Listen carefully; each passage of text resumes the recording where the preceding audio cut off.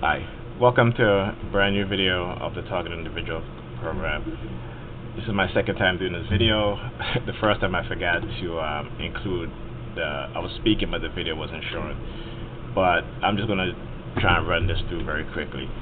So, lately, like I said, me and the kid's mom, Pam, we've been arguing and stuff like that because I've noticing for the past couple of weeks she's been doing things very underhanded to try to get me upset and that sort of things.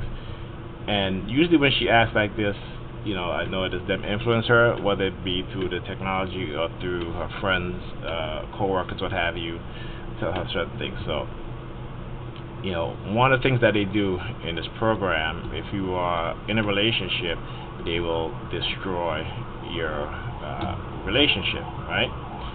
So in the book, Mind Control Language Pattern, there is a dark pattern called the Boyfriend Destroyer. And let's see if I can get to it here as I scroll. Okay. Here it is. So the boyfriend pattern, right? The boyfriend destroyer pattern.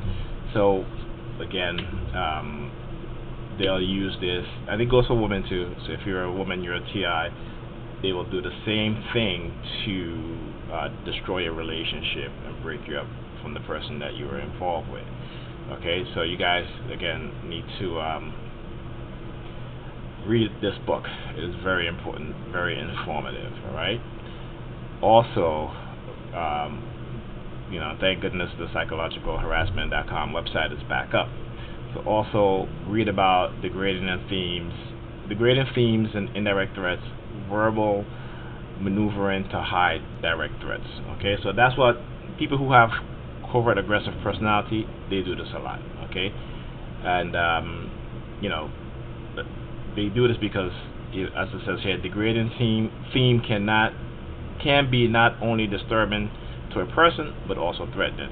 They are used to attack a person's dignity, self-image, self-esteem, induce stress, and often used in combination with negative conditioning. And again, we talk about dark NLP. I just clicked the wrong thing here. So we talk about dark NLP. Okay. Now let's go on to the video. Okay. Okay, it's the wrong. There we go. So, if you guys go back and watch my video that I made on the 27th of June this year, and I was over at Pam's house because I had to take the kids to see her, and after leaving the house on the way back home,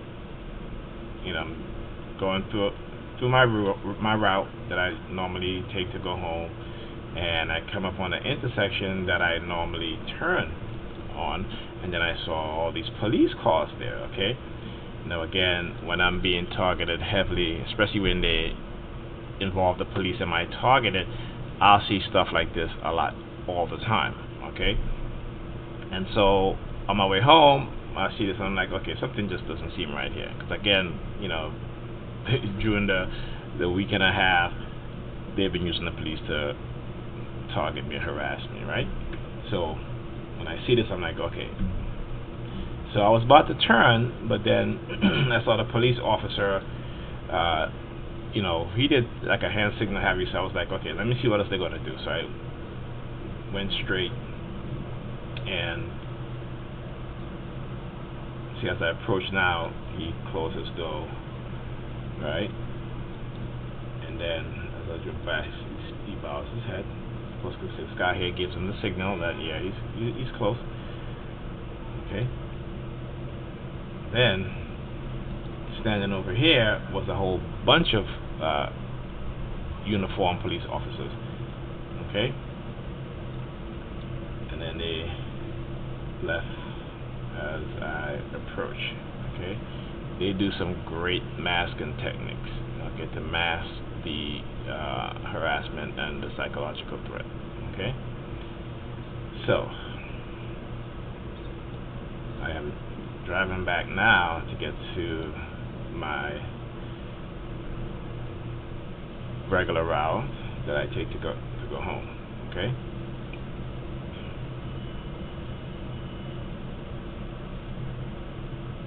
All right. So that was on the 27th. Okay.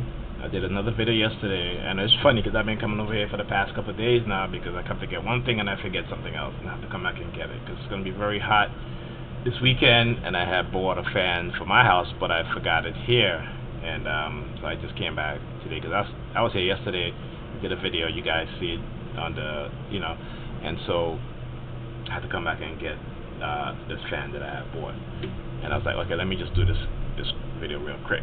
So anyhow, so this morning, actually let's go to yesterday. So let's see, this is that, okay, got back on my block. I think this is from, okay, we did this already.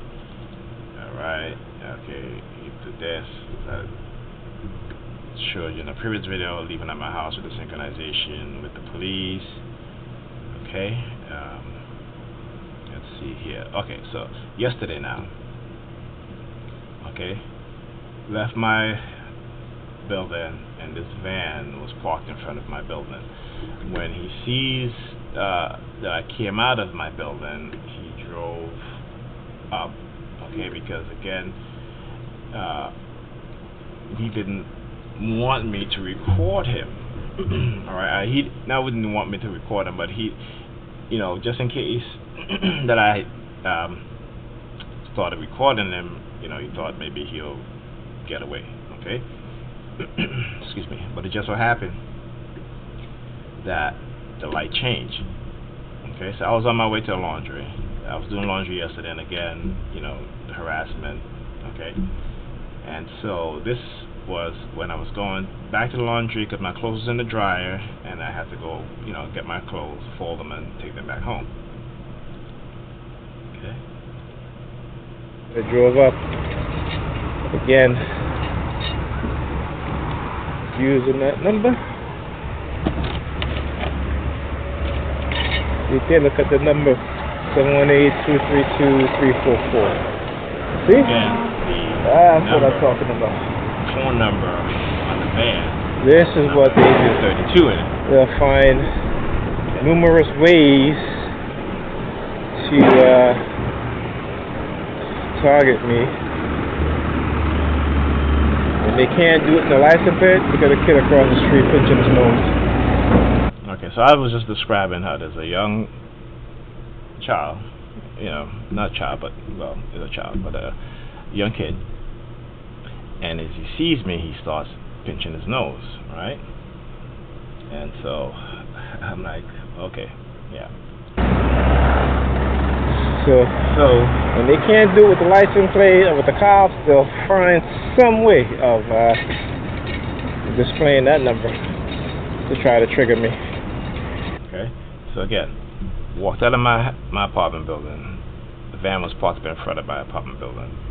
He sees me, he drives off, okay? And then he stops because the light had changed, and he could have went right, but he stops there because again, just in case I was recording, he didn't want to drive by and have me catch that number on his van, right? Get the number 32, which is they try to use as a trigger. So he stops, double park, where I couldn't really get a good picture or video of it, and so that was me. As you heard me, I was calling out the number, right? So this is me walking now to the laundry. It's like 2 blocks down. So I got to the laundry, took my clothes out of the dryer, and I'm about to fold them. All of a sudden, the homeless guy shows up. I had to bring the homeless guy in. Stand up there.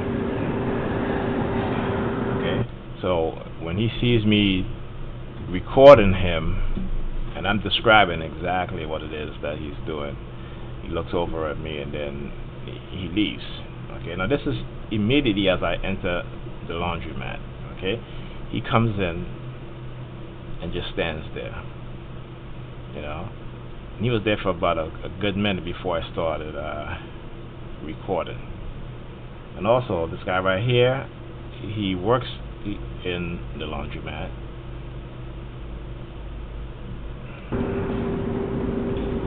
And they're both working together. So see how he's staring at me?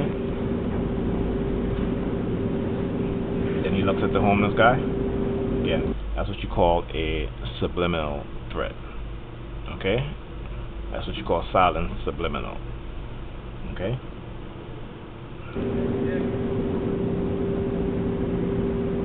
Then he starts. He's smoking a cigarette, right? So I'm gonna show you another masking technique. So he's smoking a cigarette, and as he's smoking a cigarette, most people smoke their cigarette like this, right? But what he does is that he covers his mouth like this as he's smoking a cigarette, right? Again, subliminal threats: be quiet or will make you homeless. All right? Again, using the homeless theme. Coercive Persuasion Program at work here.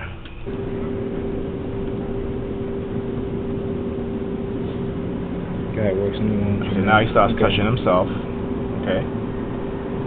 Again, if you're a TI, you're familiar with this, right? And now you'll see everybody's walking, looking inside the laundromat because again, they know that I'm in there. They've been told that I'm in there. So when they walk past, they can't start touching themselves. Okay. All over the place. Look at him.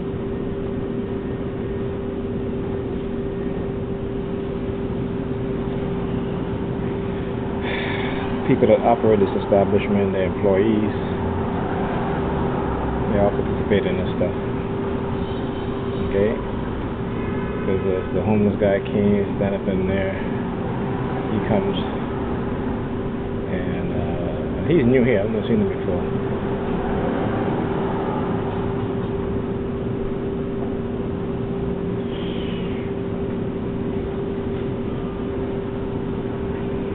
Okay. He still see me recording, so now he say, "Hey, why are you recording me?" Right? Because they know exactly what it is that they're doing. And that's what when we pull out our phones to record these perpetrators. This was yesterday now. All right. So now this morning now, left the house because again I had to come back over here to get the fan that I ordered, and walked out of the house, and again we talked about this with the police driving by every time. There you go. I walk out of the house. This is an example of it. It's been happening for the past couple of days now. Okay. So, when you're a TI, this is again state-sponsored terrorism, right? Government-sponsored, state-sponsored, same thing. Okay, this Coercive Persuasion Program that is being used to discredit, to villainize individuals who they have had or are experimenting on with certain technologies, who have been illegally microchipped, okay, for the study of remote neural monitoring, and that's done because through us, they're able to develop, algorithms,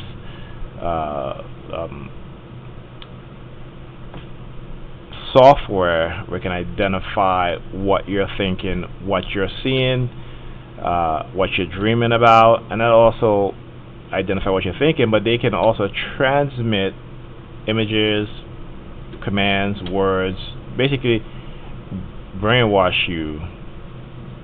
When you're sleeping, when you're awake, the use of silent subliminal, which I talk about a lot. So, you have to understand what's really going on. Okay? So, I gotta go. I gotta run. That's it for the video. Just got to do this real quick video since I'm over here, and, we'll see what happens next.